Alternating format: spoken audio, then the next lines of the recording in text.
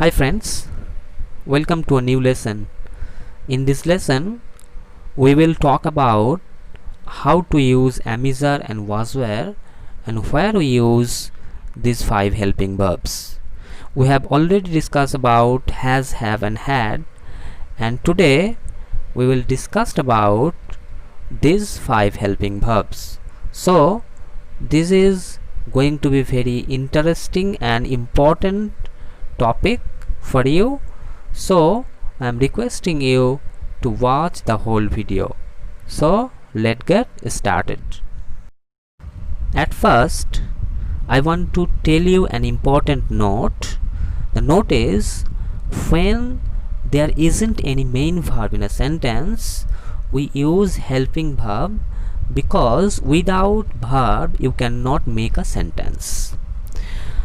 অর্থাৎ যখন বাক্যে মেইন ভার্ব থাকবে না তখন আমাদেরকে হেল্পিং ভার্ব ব্যবহার করতে হবে, কারণ ভার্ব ছাড়া বাক্য গঠন হয় না। একটা বাক্য যখন আমরা গঠন করব তখন সেই বাক্যের মধ্যে একটা ভার্ব দিতে হবে, ভার্ব ছাড়া বাক্য গঠন হবে না। কিন্তু যখন বাক্যের মধ্যে মেন ভার্ব থাকবে না, অর্থাৎ মেন ভার্ব মানে হচ্ছে কোনো কাজ থাকবে না, সে বাক্যের মধ্যে কিছু করা বোঝাবে না, তখন আমরা হেল্পিং ভার্ব ব্যবহার করব। পূর্বের ভিডিওতে আমরা দেখেছি হ্যাজ, হ্যাভ, হ্যাড কিভাবে আমরা ব্যবহার করব। আছে, ছিল বোঝাতে আমরা হ্যাজ, হ্যাভ, হ্যাড ব্যবহার করি, কিন্তু অ্যামিজার, ওয়াজ, ওয়্যার কিভাবে ব্যবহার করব সেটা আমরা দেখব। এই ইম্পর্টেন্ট নোটটা প্রথমেই আমাদেরকে মনে রাখতে হবে। যখন মেন ভার্ব থাকবে না তখন আমরা হেল্পিং ভার্ব ব্যবহার করব। প্রথমেই আমরা ওয়াজ, ওয়্যারের ব্যবহারটা শিখব। যখন কোনো বাক্যে অতীতের কথাকে নির্দেশ করা হয় তখন আমরা ওয়াজ, ওয়্যার ব্যবহার করব। অর্থাৎ এটা যদি আমরা বুঝতে পারি যে একটা সেন্টেন্সে অতীতের কথা বোঝানো হচ্ছে তখন আমরা ওয়াজ, ওয়্যার ব্যবহার করব। কিন্তু যদি মেন ভার্ব না থাকে তবেই। একটা ইম্পর্টেন্ট নোট রয়েছে এখানে, কিছু ওয়ার্ড আছে যেগুলো দেখে আমরা অতীতের কথা বুঝতে পারি। এমন কিছু ওয়ার্ড বা ওয়ার্ডস রয়েছে যেগুলোকে দেখে আমরা বুঝতে পারবো যে এটা অতীতের কথাকে নির্দেশ করছে। যেমন লাস্ট উইক, গত সপ্তাহ। তাহলে গত সপ্তাহ মানে এটা অতীতের কথা বলছে, আগের কথা বলছে, যেটা হয়ে গেছে। লাস্ট মান্থ, গত মাস। লাস্ট ইয়ার, গত বছর। ইয়েস্টারডে, গতকাল। ফিউ ডেজ এগো, কিছুদিন আগে। 2 years এগো, 2 বছর আগে। Day before yesterday, day before yesterday মানে গতকালের আগের দিন। এগুলো হলো কিছু ওয়ার্ড যেগুলোকে দেখে আমরা অতীতের কথা বুঝতে পারি। এবার আমরা কিছু উদাহরণ দেখব যার মাধ্যমে আমাদের ধারণাটা আরও পরিষ্কার হবে। The first example is he was in Mumbai last year. সে গত বছর মুম্বাইয়ে ছিল। They were very happy yesterday. তারা গতকাল খুব খুশি ছিল। I was not in the room last morning. আমি গতকাল সকালে ঘরের মধ্যে ছিলাম না। Was she here yesterday? সে কি গতকাল এখানে ছিল? এখানে প্রতিটা উদাহরণের মধ্যে আমরা দেখছি ছিল, ছিলাম, ছিলেন এরকম যখন বোঝাবে তখন আমরা ওয়াজ, ওয়্যার ব্যবহার করব। নেগেটিভ সেন্টেন্সে শুধুমাত্র আমরা নট বসাবো, অর্থাৎ ওয়াজ নট।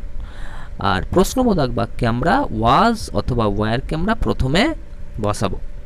এবার আমরা দেখব যে কার সঙ্গে আমরা ওয়াজ বসাবো এবং কার সঙ্গে ওয়্যার বসাবো। সাধারণত মনে রাখতে হবে সিঙ্গুলারের সঙ্গে ওয়াজ হয়, প্লুরালের সঙ্গে ওয়্যার বসে। যেমন ইউ ওয়্যার, ইউটা সাধারণত প্লুরাল হয়, ইউ এর সঙ্গে সবসময় প্লুরাল ভার্ব বসবে, ওই জন্য you were. We were, they were. Robin and John were, দুজন বোঝাচ্ছে একের বেশি, তাহলে ওয়্যার। দ্য ট্রিজ, একের বেশি গাছ বোঝাচ্ছে, were. I was, he was, she was, it was. Robin was, the tree was. Robin একজন, সেই জন্য ওয়াজ হলো। দ্য ট্রি একটা গাছ, ওয়াজ। তাহলে এইভাবে আমাদেরকে মনে রাখতে হবে কার সঙ্গে ওয়াজ হয়, কার সঙ্গে ওয়্যার হয়। এবার আমরা দেখব অ্যামিজারের ব্যবহার কোথায় হয়। যখন বাক্যে বর্তমানের কথা বোঝানো হবে তখন আমরা অ্যামিজার ব্যবহার করব। অর্থাৎ বর্তমানের কথাকে যখন নির্দেশ করা হবে কোনো বাক্যে, বলা হবে যেটা এটা বর্তমানের কোনো একটা ঘটনা, তখন আমরা অ্যামিজার ব্যবহার করব। এখানে একটা নোট রয়েছে, কিছু ওয়ার্ডস আছে যেগুলো দেখে আমরা বর্তমানের কথা বুঝতে পারি। এমন কিছু ওয়ার্ডস রয়েছে যেগুলো দেখে আমরা বুঝতে পারবো যে এটা বর্তমানের কথা বলছে।